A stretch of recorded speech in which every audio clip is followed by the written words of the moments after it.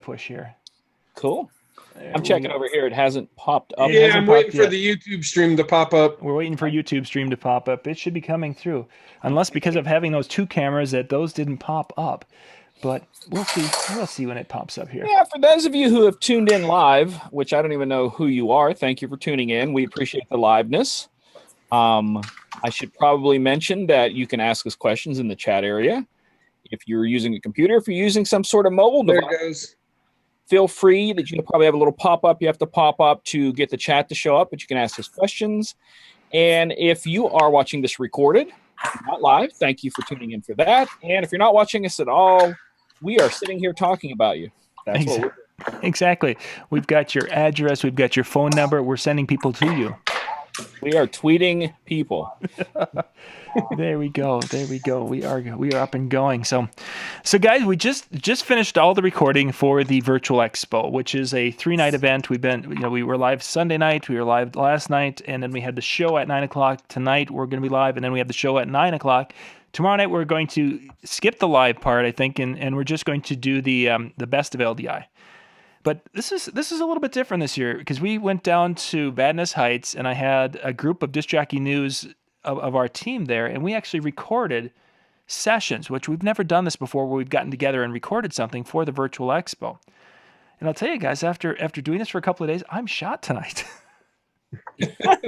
Well, you fly. We talked about this. I mean, how many weekends a year, like you say weeks in a year, 52 weeks in a year, how many of those are you not out somewhere? Because I'm guessing that's going to be a lower number than how many are you out. If you look at between doing events and then traveling to events, I mean, there's really only about maybe 8 or 10 weekends, Friday, Saturday combinations that I'm not doing something, and that's including holidays and such. So it gets to be kind of a long, draining process that. For me, I'm really looking forward to Thanksgiving, because really from Thanksgiving to the end of the year is nothing scheduled. I'm not traveling anywhere. I'm not covering any events. I'm just basically going to be doing our Monday night show and then shooting videos here in the office, and it'll be actually kind of nice to be around for a while. Wow. I can't imagine that. I know that you're encouraging me to do more of that with the expos, and hopefully I can get myself moving. We did get the Atlantic City Expo this year, and Chili was there, and Antony went to the one in I'm blanking on the name of the one in Vegas. Mobile. Oh.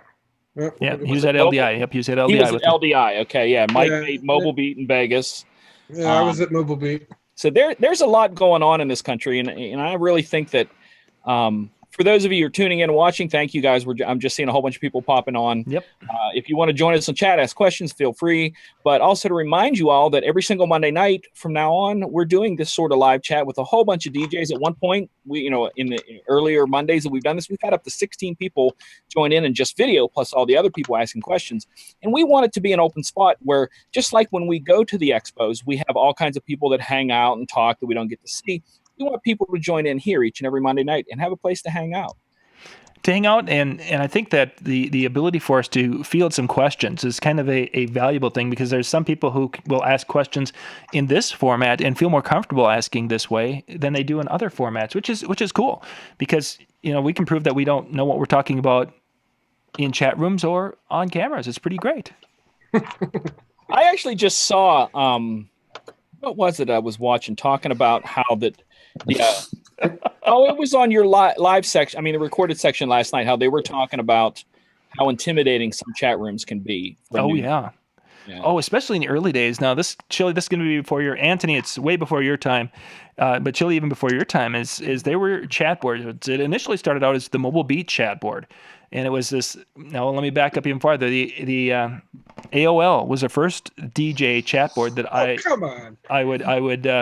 we knew about. But IRCs. That didn't last very long. Then some of us we moved over and we were playing with ICQ. It was about that time, but that was an instant messaging. Yep. But Mobile Beat really had the first chat board that I was connected with. And boy, we thought that was the greatest thing, because we could go in there and talk to DJs from around the country and leave messages, and this is the birth of the haters in the DJ industry.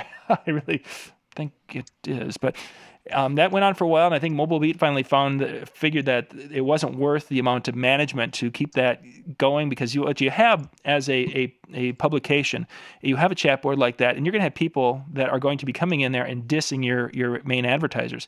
There's haters in every crowd. If you guys pay attention to any video that we put up, one of the first things that happens is that there's a guy that does a thumb down on almost every video. He's the first person who goes. So I'm the guy that's going to challenge. If you're putting a thumbs down, talk to me. Come meet me for lunch.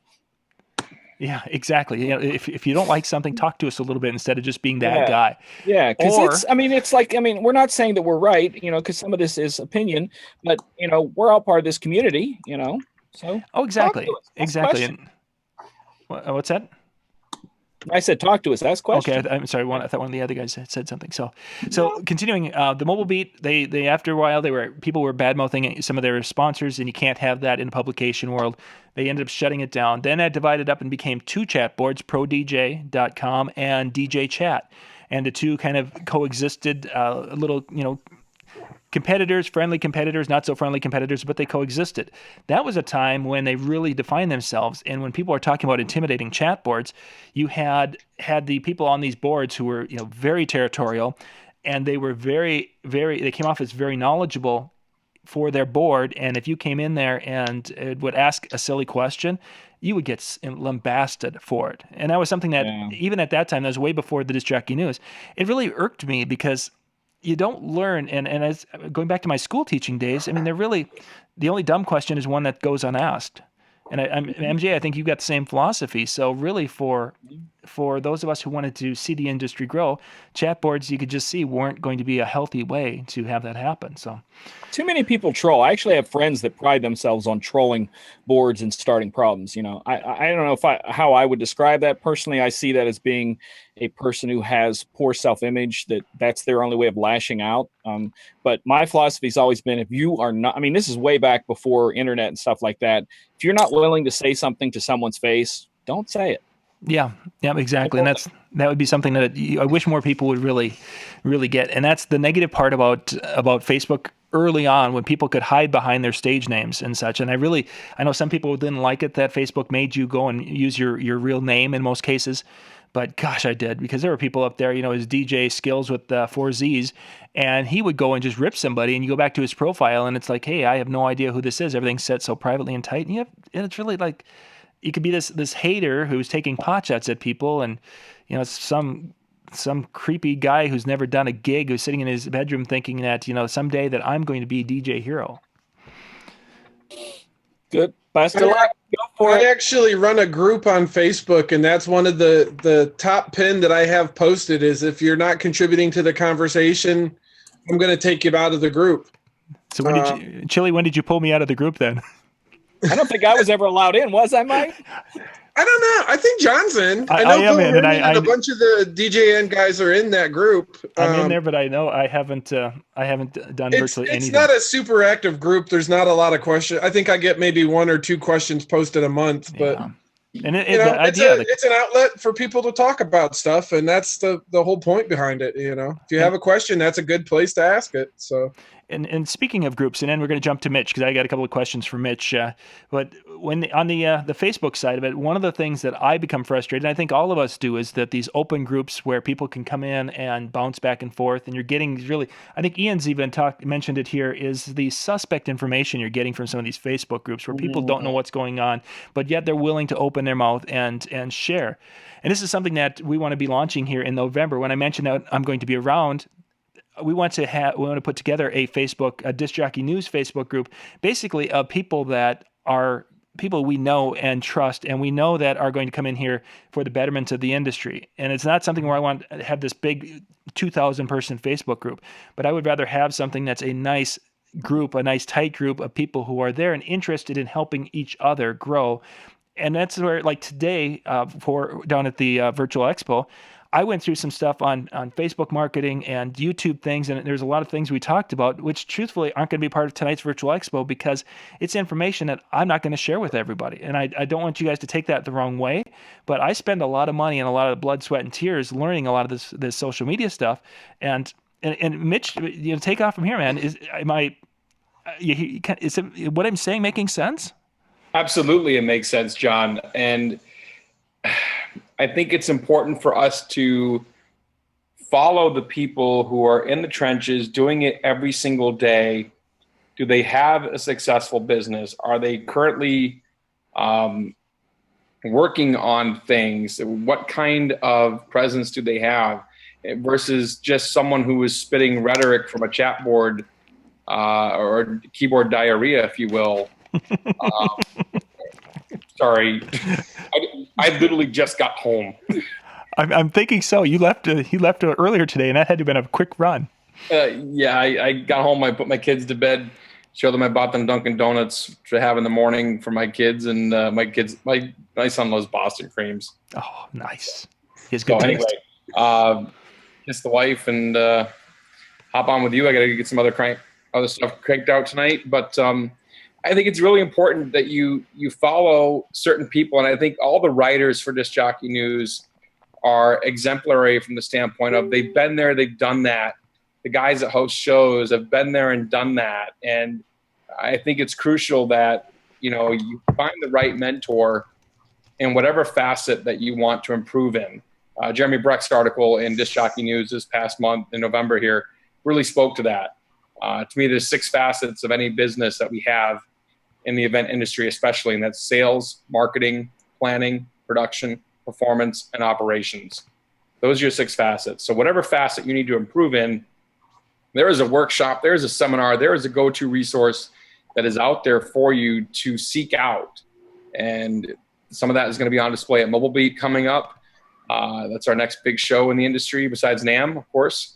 But I heard you recount the Pro DJ and DJ chat boards, and it immediately brought me back, John.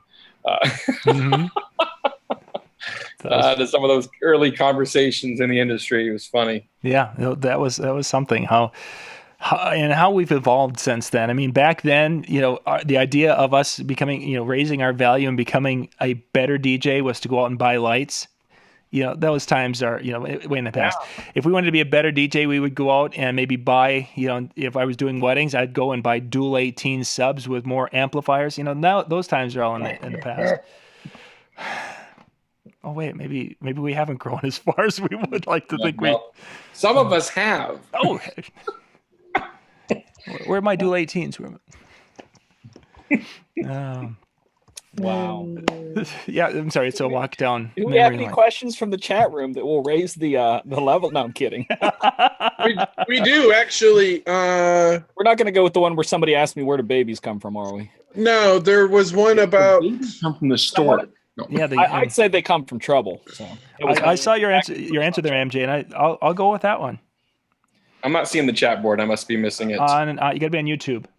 You got to have the YouTube window popped up. And that's something we should tell the people who are watching. If you are watching it on the Virtual DJ website, if you click on the little YouTube logo on the bottom, it will take you over to the YouTube page, and you can see the chat to the right-hand side. And also, again, if you're using some sort of mobile device, you have to either hit a pop-up or a drop-down to bring the chat up. So feel free to join in. Yeah, please do. And for those of you who are watching, if you could go out and share the link on your social media page and say, hey, we're hanging out here tonight, and if there might be other DJs out there that like to pop in and check it out and ask some questions and such, because we do have a couple of answers.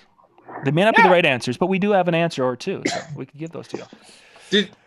Do you see the chat there, John? I do. Okay. Buttery has a good question for you. I think you should field that one. Where's that? W Buttery 1. It's up. Yep, I got you. Good. Asking if DJ News offers online classes. Actually, this is something that we're going to be getting into relatively quickly here. We just met last night again. What we're putting together is the International Disc Jockey News Academy.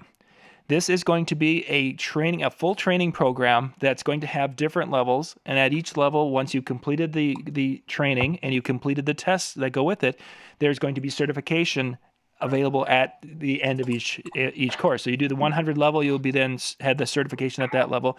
Then there will be the next level, which will be a little bit more in depth, and we're going to be covering gear and lighting and performance things and music knowledge and just a variety of different things that DJs need to know. We're going to have tracks for employees or staff, and we're also going to have tracks for the business owners. So that way, there's good information that will be different between the two.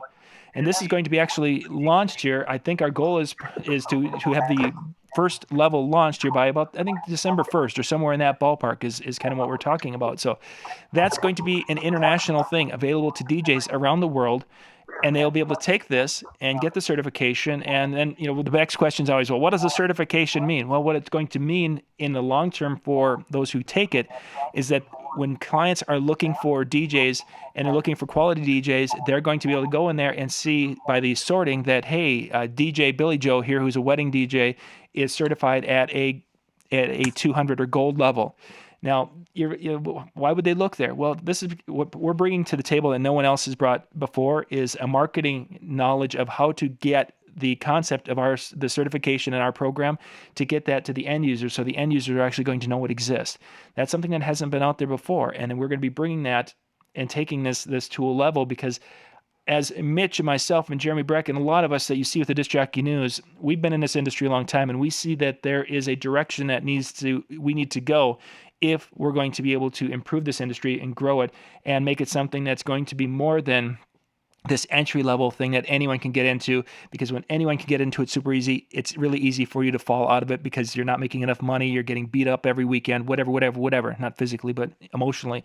And really in the heart's getting beat up because we're just putting our blood and sweat and tears into this, and you're getting nothing in return. With the training, with the academy, with the certification, with the marketing, with the exposure that we're going to be putting out there to the venues and teaching them what it means to have a certified DJ company and a certified entertainer at your site. When this all comes together, gang, it's going to be big. And I don't, not to toot the horn or anything to that effect, but I really do think that this is going to revolutionize the DJ industry in the next probably about 18 months to 2 years. This is a game changer. And frankly, I feel this is the way we are going as an industry.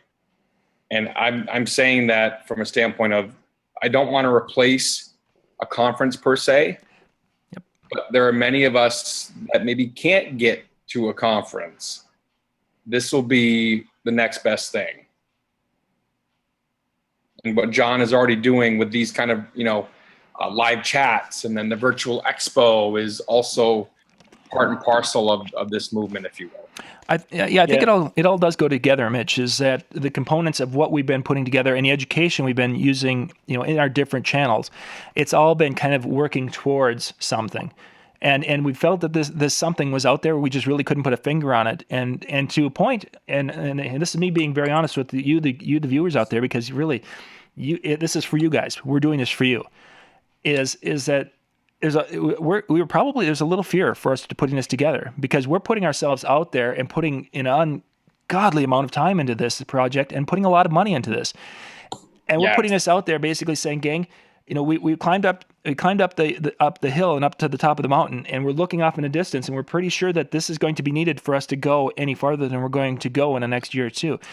If we want to go year 5, year 10, this is going to be needed, and we're doing our best to help provide those avenues to get there.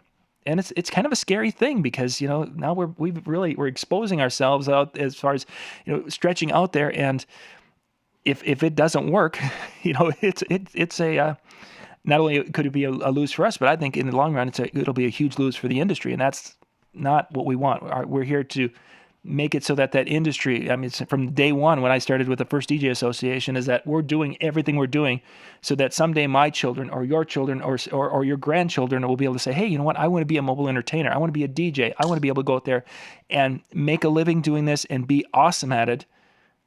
And that's really what it's all about. Yeah, I think one of the coolest things, and you can feel free to explain this a little bit more, but as the classes go on, you're not just looking at videos and reading papers. You get to, I guess you would say, have a mentor. Have a mentor. Yeah, have a mentor as part of the thing, if I'm correct. Right, Mitch? Well, I think, again, it depends on what level you want to move to. And I think it's, again, you look at that 6 facets, and it's kind of where we designed, I don't want to talk too much out of school here, John, but kind of where we are going with this is, how can we improve the DJ industry as a whole? And to me, this was an opportunity for us to give back. This is an opportunity to help set the stage and give that education, have it be readily accessible and available and affordable for disc jockeys to be able to jump into and not have to, fly to Vegas or not have to, spend a ton of money, but a way to be able to help them increase themselves. And if they see extra value in a certain area, they're like, man, I just need to get, more training in this. And there are 301 and 401 levels to aspire to as well. Sign me up. And Ian asked a question about some referral stats on IDJNE. Right now, the site is not up yet because we've got the coming soon. I think it's still up because we're working on the back end. Because the back end of the site, and again, we're going to give you a little behind the scenes. We'll talk about this behind the scenes a little bit.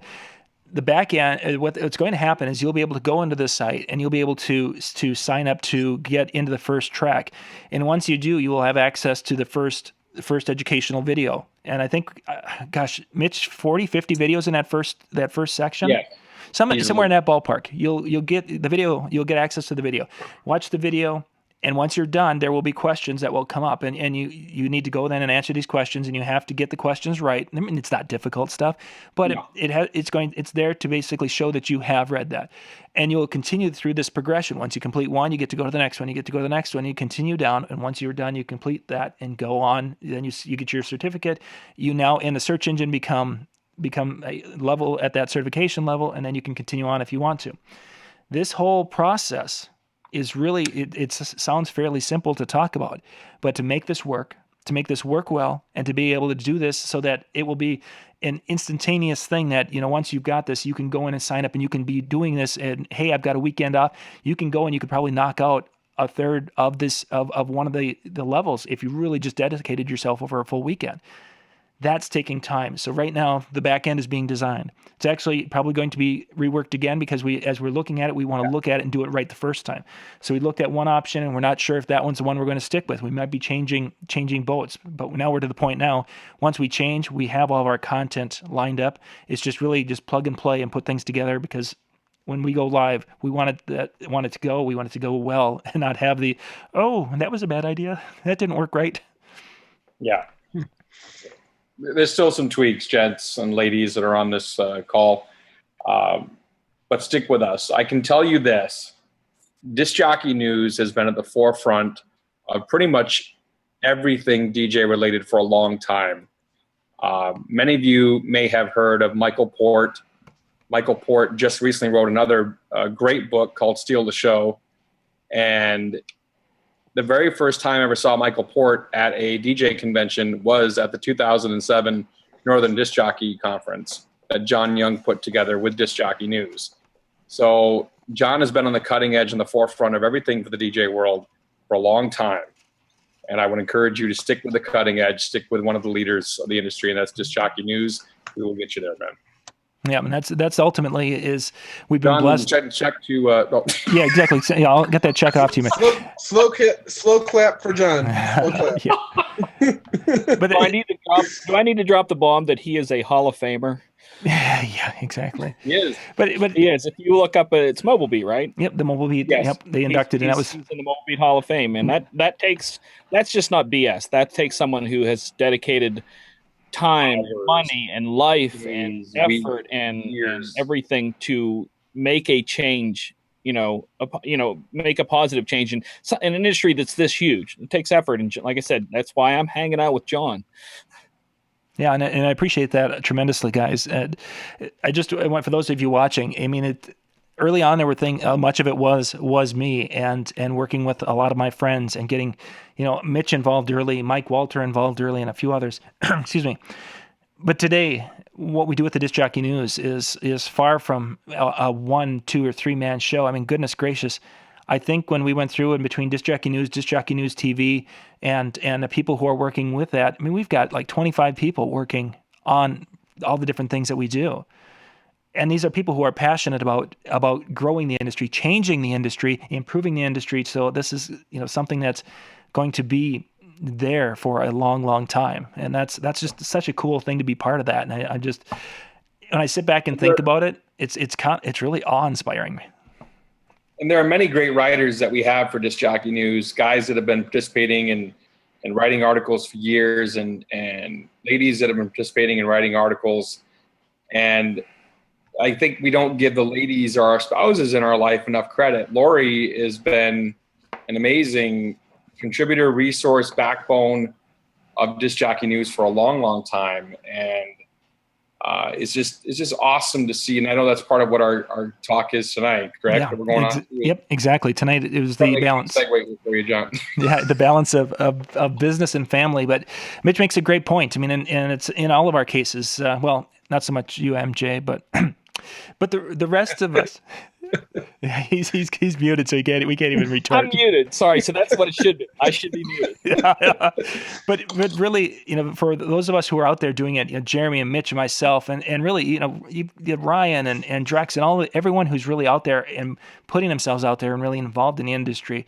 It's a team effort. And yes, maybe our spouses aren't in the front, but I'll tell you, gang, if we wouldn't have the support and encouragement and basically that stability from our spouses, we couldn't do a tenth of what we do. So MJ, I'm sorry that this part of the conversation doesn't fit you, but it's one of those things that I appreciate this on a daily level, and I know that I am a much better person because of Lori's support and Lori's encouragement and such. Because again, I'm just a guy who's kind of a klutz and does get things done, and she's the one who gets it all done and keeps it going.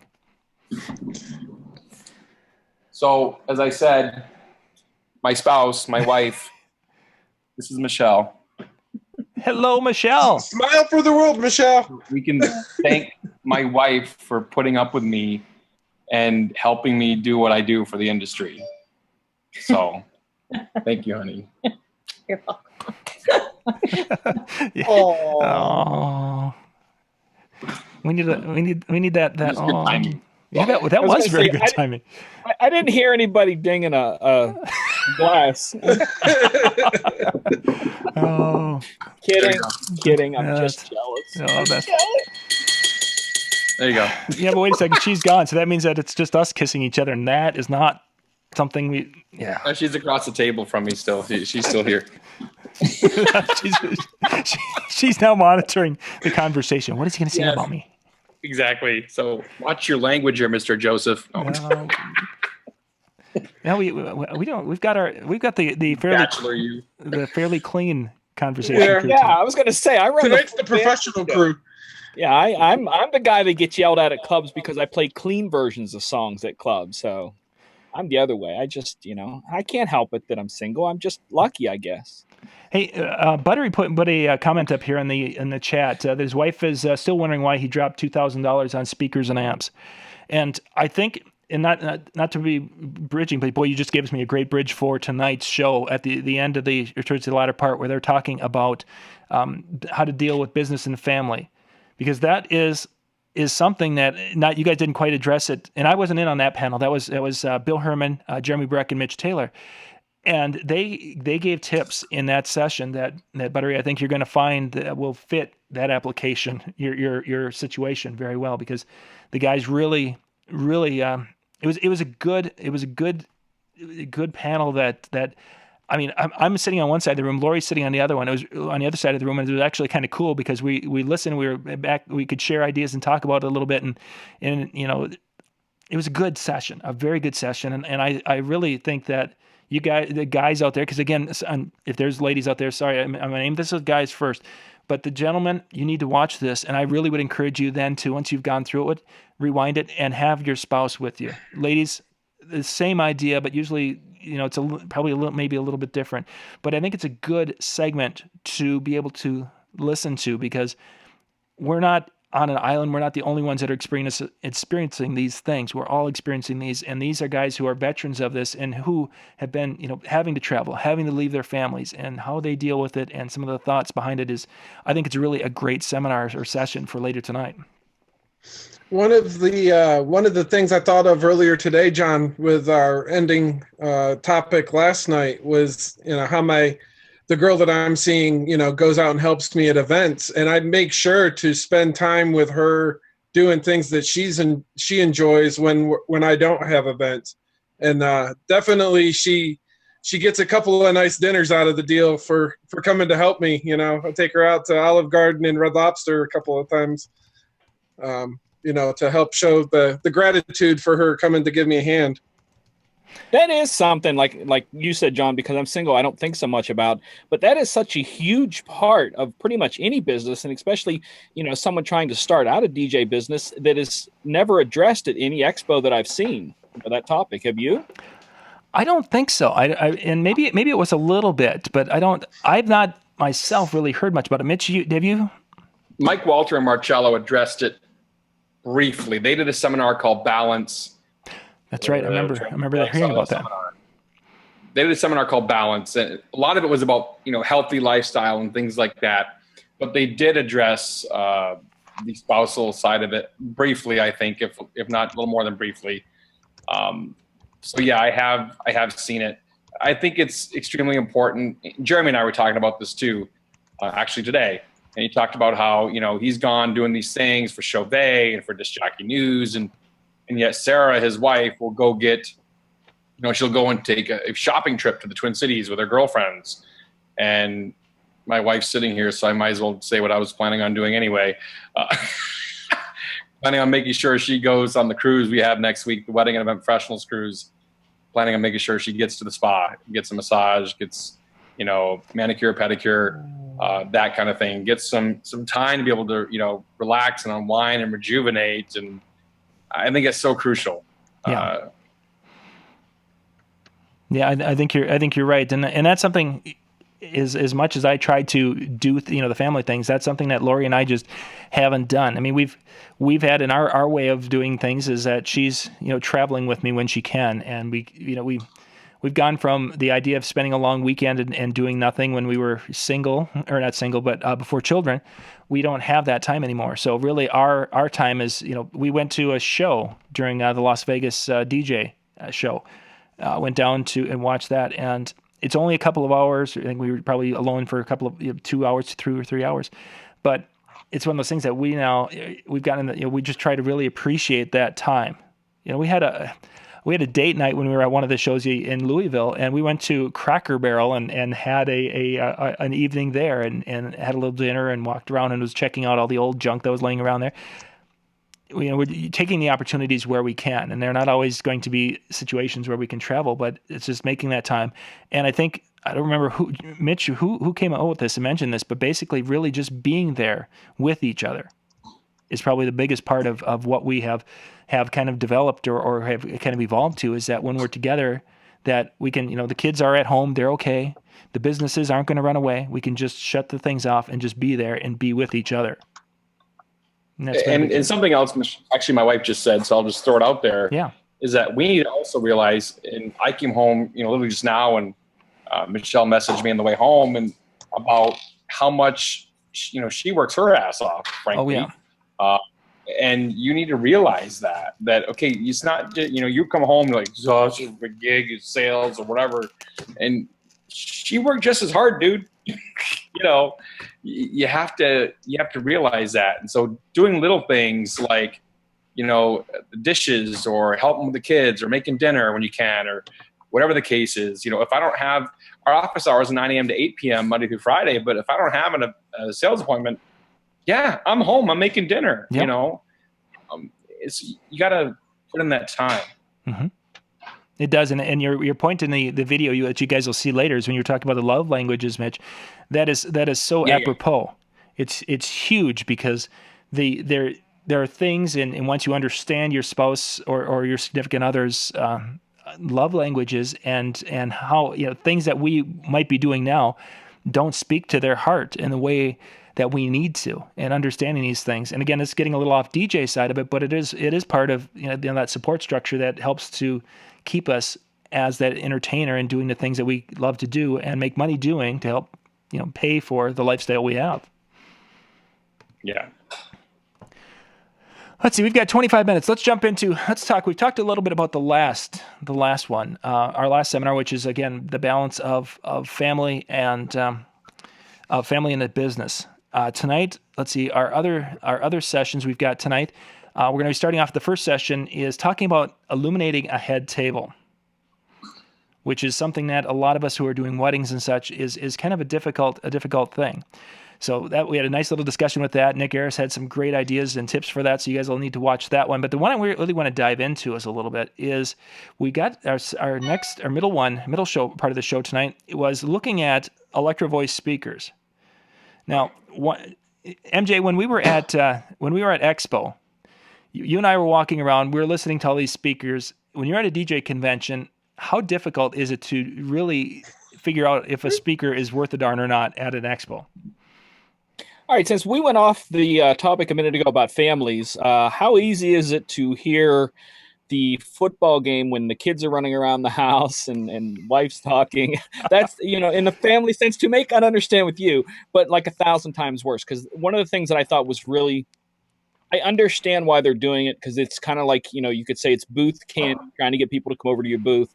But every single booth had a large speaker, very loud. So imagine a showroom floor of a booth after booth. I don't care if the booth had lighting, it had loud speakers. If the booth had, they were giving away stickers, the sticker booth needed to have a giant speaker for some reason. And it gets really hard. Like that's why, what was it? QSC, and what was the other one that had their own room? EV also. EV. Yep. And they knew that. I mean, I don't know how much extra they spent, but that's the only way you're going to really, I think, sell a speaker on its sound. And if someone's coming there to look at it, is that way. So yeah, it's really hard. Yeah, it's very really, difficult. Chili, did you go into the EV room? I did. Yeah, I was in the EV room and QSC's. I was in both of their rooms. Very nice, very nice. And that was kind of the inspiration for what we did with the Electro Voice. And you guys will be able to watch that. I wanted to have it so, because we've talked about they have 4 different lines, and many of the manufacturers have multiple lines of speakers. And what we wanted to do is have the ability to compare as close to apples to apples. We had the product rep bring in some 4 15-inch two-way cabinets in the 4 lines that they have, the 4 families of speakers.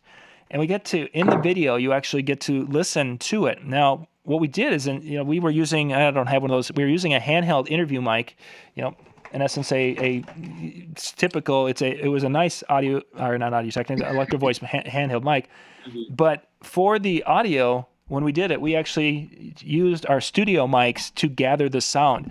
And I was listening to it over some better headphones this afternoon, and you can actually hear the difference between the speaker lines. Not that there's a big difference, but what's really kind of cool is having some quality microphones. They really picked up quite well. So it'll be a great segment tonight to be able to hear, the differences. Is the $400 speaker the one you want to go with? Is the $1,400? Well, I think it's $1,300 speaker. Where and in between. So it'll be a great segment tonight. I think you guys will really get a kick out of it. Yeah, last time I was up at the local guitar center here, I was listening to both the QSC and EVs, and I'm on the fence. I really do not know they sound so good, and both of them are, almost tit for tat for each other. I think the EVs sound a little better, but the QSCs have a little more power. So it's, you're kind of constantly, I'm sure there's a situation where each of them have their merits and their flaws, and it's going to be really, when I get down to buying a new set of speakers, it's going to be a really tough decision of which one I'm going to pick. But I'm not trying to sell QSC, but I'm asking because I don't know a lot about, I know about the speakers and stuff, but how many of the other ones, the EVs and whatnot offer, because QSCs offer a 6-year warranty. Are any of the other ones matching that now? I'm not sure about 6. I think 5 is out there with some of the others. That 6, I think, if I'm not mistaken, was out. And so it's something you need to check on, but I believe that was a real big thing that QSC was pushing, that they were the only ones that were going out that far. But 5 or 6 years still, that's good, because most of the ones I've seen are like a year or whatever. 60 days if you're 60, lucky. 60 days, 90 days. So you just see some of those other companies offering that they know that they have a good product, and that's something that, putting the money we're putting into them, you can feel a little bit better and convince your wife that that's okay to spend the amount of money, because you are protected to not have to re-spend that after 3 years per se. Precisely. And that's especially when you're buying, getting into the upper end speakers in any really company line, whether it's JBL or QSC, what have you. is that you're buying speakers that are not only going to last you, but they've got built-in protection to keep them from, blowing themselves up and such. And it's really, I know it's a tough pill to swallow to go and drop $1,000 plus per cabinet, but in the long run, MJ, just as you were saying, is you're investing for the long haul. Well, we had a gentleman, was it last night, John, talk about on the call here on the show last night about the fact that, well, I bought these, but I really should have gone for a bigger cabinet. Yeah, Antony was Antony yeah. right above you. Yeah, and so I can't encourage that enough. Is do your research and go just a hair bigger than you think you might need. It's the old measure twice, cut once thing. Very very. And when I first bought my first set of DJ speakers, I went to the almost obsessive side. They're dual 15s and they weigh 100 pounds a piece, passive, and I should never have bought anything nearly that big. But so now for the two young guys, you guys will be excluded from this part of the conversation. This is going to be our quick little quiz. MJ, Mitch, first set of speakers that you purchased and you used at a gig. First set of speakers you purchased and used at a gig. I'll go first. I would rather talk about the first set of speakers I used. No, okay. Well, okay. Because it's a better story. Okay. Somebody gave me 15 subs, and I went out and bought mids and highs and physically built my own speakers when I started out by hand. That's impressive. I did wasn't that. My first speakers were actually, I had saved, and I talk about this in a different video. I'd saved up nickels and dimes, and I used to run a lawn mowing thing, so I would go and I'd mow a lawn, go and buy a bottle of pop, and you take the coins. And I took all those things, and I went to the local audio shop, which was they sold washers and dryers and stereo systems and everything in a small town. And I bought two Kenwood speakers with a 12-inch, the home speakers, mind you, and the other two were Fisher with a 10-inch, and so I had a 12 and a 10. God. And those were my first DJ system that I used at our local high school. Yeah, for me it was it was in Lincoln, Maine in 1993, I think, off the top of my head, and the roommate I had actually had some band equipment, some guitar. It actually was a stage monitor technically, and we ended up using those and renting some speakers and doing a high school dance, and literally going out the back door of the gym and queuing up a cassette in our car and then bringing it in and putting it in the deck to play it. The queuing days. Yes, awesome cassette singles. And I played music off reel to reel before. Back in radio, there were a few songs that a local radio guy he had pulled them off the radio station on reel to reel, and it's like, what? Oh, okay. Crazy stuff. Lice and reel to reel. Okay, so we've got about 17 minutes before tonight's show. Tonight's show, of course, is we've talked about a little bit about it. Wanted to jump to tomorrow night for those of you who are watching. Tomorrow night at 9 o'clock, we're going to have, actually, we'll probably put it up about 8 o'clock. We'll put that up just a little earlier. For some of you, I've had some people say, hey, on the East Coast, guys like MJ, they get to bed early. They don't stay up late. So we'll put up about 8 o'clock tomorrow night. But tomorrow night is Jeremy Breck and joined Ben Stowe and I. We're doing a Tuesday night, the best of LDI. You guys maybe saw the best of NAMM we did, but we were at LDI together and we were doing the best of, going around and looking at some things. Jeremy joined us, and I'll tell you, between those two guys, they found some unique things at the show. They found some, there were things. And I walked through the whole place, and I was shooting videos and doing things, and they found things that I didn't catch when I went through there. So it's a cool show. The biggest thing you guys are not going to like is that we didn't go through and give you website addresses, or we didn't give you all the full company name in some situations. I'm going to preface that because they put that out there because some of those booths, we have no idea who they were because their marketing stunk. Their products were impressive. I can help you with that. Yeah. But the products were like, wow, this is really cool. And who is it? What do we do? And Antony, you were there, man. Some of those you have no idea. I knew a couple because I had the app, but yeah, well, you're those techie youngsters. What John gave me a video of something and the name of it, and he said it was this brand. And we found out that what it was a company that through the app And that's why, I think, take the time to do the research on the technology, because things like that help. But we found out that it wasn't a brand, it was a rental company, the name that they had up. So we were trying to find out. They were LED. VER. What were they, John? They were not VER. totems. Yep. Antony has it. They were the VER. They were the illuminated totems. They were rental illuminated totem. Big rental house in the U.S. Yeah, we were trying to find the brand, and that made it kind of tough. But yeah, go ahead. I'm sorry. Yeah, so that was definitely made it a little more challenging, and the app would have definitely helped. But when it was like, okay, you guys go out and find your three things, and they both came back with lists of just like a couple of little Easter egg hunters. We got all of our information, and it was like, okay, camera, let's go. So, but it was good. It was a good time indeed. So much China stuff there, hey? That there was. I saw at least 50 people around there with clipboards from that area, just running around looking at every booth, writing as much as they could. And we've talked about that in some of the other live chats earlier in some of our other videos, that I really think that that's going to have an effect on the industry. And MJ, thinking back to DJ Expo, there wasn't anything. We didn't have the people going around and really taking notes on other products at Expo, did we? No, you pointed that out to me, because that's something that I guess when I'm in there, I'm so much of a kid in a candy store. I don't really see people, and it's a horrible thing to say because we're trying to report on it. So we're just seeing everything.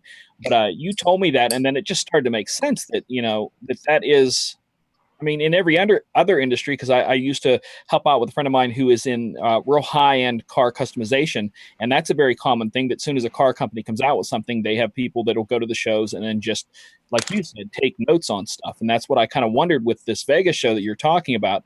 How big of a deal, or are there other shows that, like you said, there wasn't a whole lot at the Atlantic City Expo, but like with the one in Anaheim and stuff, do you see more of that there? And how do you feel?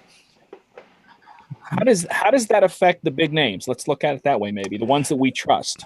Yeah, I think looking at NAMM, that's the Anaheim here coming up in January, and that's as a lot of these larger shows are having a larger international section.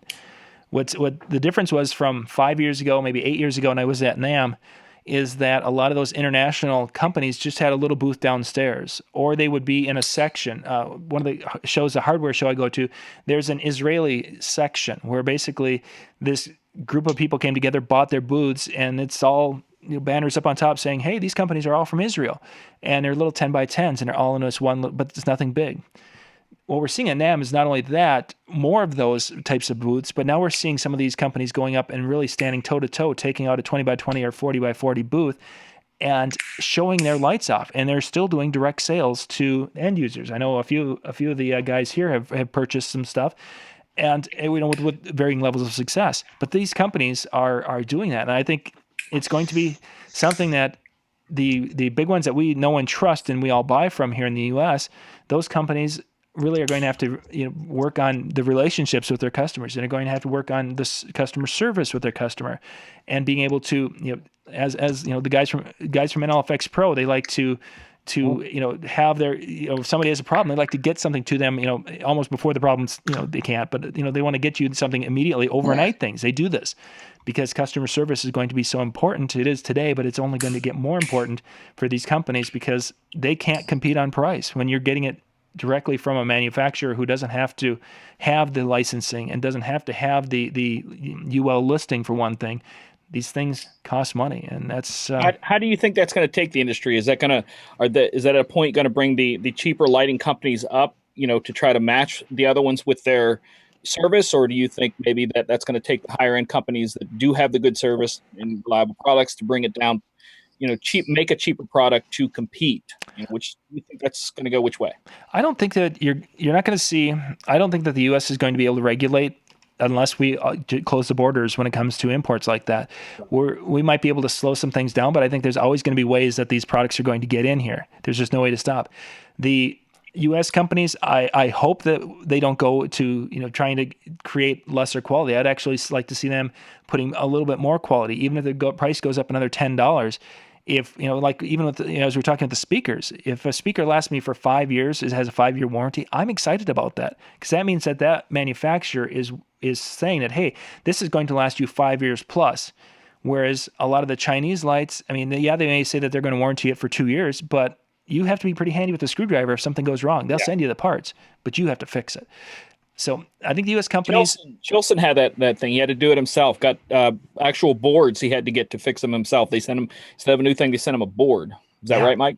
Yeah. I had some little LED pars, and all the LED circuit boards went out on them. I had to order 20 new circuit boards for all the lights. And put them in yourself. Yeah, I mean, it took me a night. It wasn't a big deal. Just a matter of taking the back of the light apart, pulling it out, taking the circuit board off, putting the new one on, put it back together again. But I mean, anybody that can operate a screwdriver could do it. It just, I could. It's a pain in the butt. Do they feel comfortable enough to do it? So to some people, that's a major deal. So, yeah. Let me tell you this. No matter how much the Chinese people are going to copy and import, all the big production companies are not, they're going to keep buying from the brand names. And with the cost of, like I was said a few weeks ago, the Mythos, that was like $14K, something like that. If these companies keep buying like 300 of each product every 5 or so years, it's not like the big companies are going to go down. Yeah, I don't think not a Claypaky or high-end systems. They're playing in a different field, and I think the Chinese companies, while they might try to knock off a BI, it's lots of Roby Point knockoffs. Yeah, I don't know if they'll be able to do that, because even from their perspective, can they sell enough of those to justify having that much money tied up into one fixture? Whereas, I'll throw something out there to you guys. The way this stuff is built, and all of it, no matter really who you buy from, it's all built in China anyway. But what happens is, like the Claypakys, the Chauvet, the American DJ, they have their tolerances for that particular product set to a very tight standard. So the lights, the LED circuits have to be within such a certain wavelength to get, to pass their quality control, where the China companies don't. Yep. So when you go directly to a China company, if you order a box of 10 uplights and then in 3 months you order another box of 10 uplights, the color differences between them are going to be huge, because it's different runs, really loose tolerances. So things are going to are off. You're not going to have things that are, paired up correctly. The stepper motors that drive your servos, that drive moving heads and gobos, all of those things have to have a tolerance on them to get stuff to index correctly. And when that tolerance isn't there, then things don't jive and work right.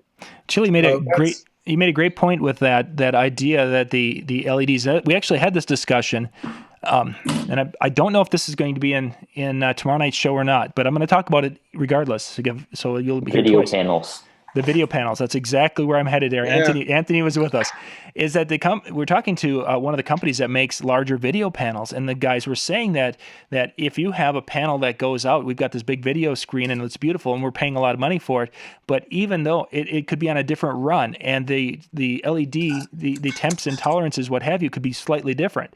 And they're talking about that those things with a better quality screen, the better quality panel, there's adjustments so that you can have it so it looks like it's the proper piece and it fits in, compared to all of a sudden your whites are, all this whole, and then we have one square that the white's just a little bit more, a little more amberish or what have you. So that was kind of an interesting thing. You mentioned that with even some less expensive lights, but even some more expensive lights can have that, but the more expensive probably have a way to control that or fix that or a screen. So that's kind of an interesting. What they do for the bigger video screens is they actually limit how much on the color ratio, how high each set of LEDs can go. So they have one extreme and another extreme, RGB extremes. So what they do is, instead of making it like, let's say that's the whole extreme, they put it like that. So they limit the amount of color each LED can actually render so that they're all the same. And that was all pretty much the way he was discussing it. It was all done via software. Is that correct, Antony? I think it's more firmware inside each panel. Okay. Yeah, from what little bit of research I've done on them, there's a networked controller in there that controls a lot of that stuff. You just log into the network and then make your adjustments, and then it updates. So, here's where I'm not technical when it comes to that stuff, because I would rather be the guy who's out there making money being the MC in front of it than the guy who's putting it together. From my perspective, it's voodoo magic. It just magically works, right, John? As long as it magically works, then we're a happy camper. It's magically delicious. It is. Yeah. Well, we've got about 5 minutes left, and we're going to spend in the last 5 minutes. MJ wants to add a new light to his show because he wants to go and do something. So, guys, I want you to go, and we're going to each one of us pick the absolute worst single light, and this will be our recommendation for MJ. And this is where we're going to wrap up our show tonight. So, guys, think about this. The worst light for me? The worst light that will be just a horrid light in MJ's show. And if you don't remember no names, I know what mine is, and I can tell you. And I think that it was Michael Chilson that brought it out. That someone had a video online for a pin spot where he said, "Don't go and buy an expensive pin spot. Go to the hardware store and buy this rechargeable flashlight." And use that wasn't me. I thought that was you. Told me that story. No, There was a that video wasn't online me. about that. So, but anyway. Oh no, I think that was somebody that I've seen some people doing that, where they hung cheap flashlights from the ceiling. As pin spots for that's classy right there. Antony, why don't you start us off, man? What's your first suggestion? Well, I'm gonna go pro because I have to go pro. Martin Mac 2000s. Oh, see, now he's going nice. He's going nice. That would be a nice light. 10 amps at 240 volts. Good luck feeding this. So he wants to see you carrying extension cords for the rest of your life, MJ. Michael has seen my full light. I shared the pictures I sent to you, Mike. I sent them to John, and he probably looked at it before he answered me back, shook his head, and went, "Hey, how do I answer him politely?" But go ahead, feel free. Chili, you're next. Lights. What do you got? What's your suggestion? We'll go with the rope Christmas lights. How's that? Come on, man, they rock. Now, just a second. I actually have one of the rope Christmas lights that's a UV one. That would make it extra pretty. I didn't even know what to say about that. Mitch, what do you got? Oh gosh, maybe the double derby. The double derby. Now, was that the one that had Is that the old one that's like this big? Yeah, huge, and is that the one that had the two rounds? Antony, can you find a double derby there? Is that ADJ or Chauvet? That would probably be like probably be ADJ, I think. I was going to say it was something like just to give you a double derby out of the 70s.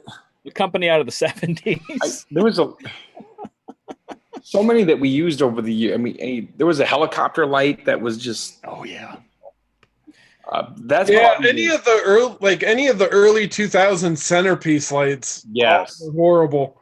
Yeah, that helicopter one comes to mind right now off the top of my head. Probably more so than the double derby, because double derby, that was a standard for a while. Oh yeah, the Avenger. Yeah, I think I may have even had a double derby or two. Yeah, there it is.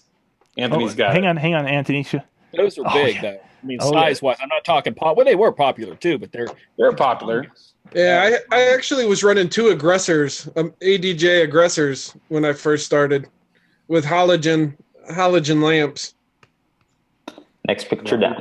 Can I tell you about the lights that I first used on the first night I DJ'd? Should we dare talk about that? Yeah. We can do that quick, and then we'll pop up to. They were colored floodlights hooked into a multi-port plug with light switches, and we all took turns flipping the light switches to make the lights go all night. I've done that. The mid to early 80s, way back.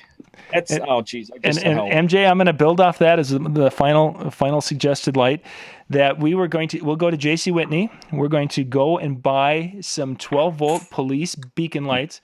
We're going to set those on top of your speakers. I forgot about them. And we're going to run those suckers off a battery charger. How did I forget anything from Spencer's Gifts? Yes. Yes. That was the worst right there.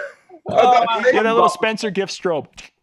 I do have to admit, I did have police beacon lights when I first started DJing.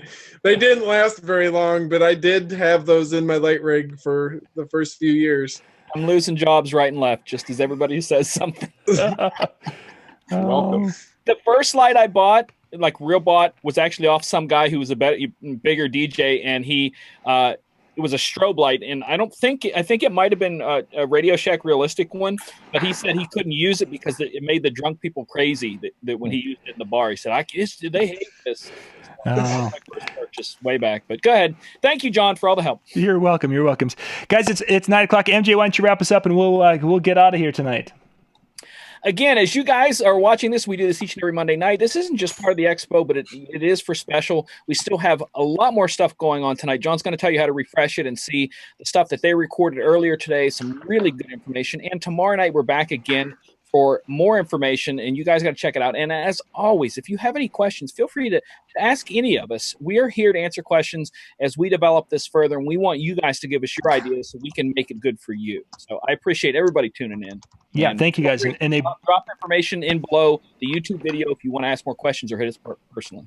Yeah, and thank you for being involved in the chat tonight, guys. You've had some great discussion in there, and that's so awesome to have you guys engaging not only us but each other and asking questions and just wonderful stuff. So for those of you who are watching, if you're watching on the YouTube, you got to go out to djvirtualexpo.com and it will be up right now. If it's showing this video again, do a hard refresh, which is hold the shift key down and click the refresh on the top.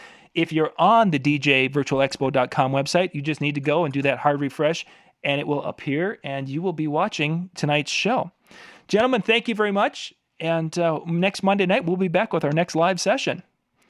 This is John Young with the Disc Jockey News and Disc Jockey News TV and the team. Say goodnight, guys. See you. Take it easy.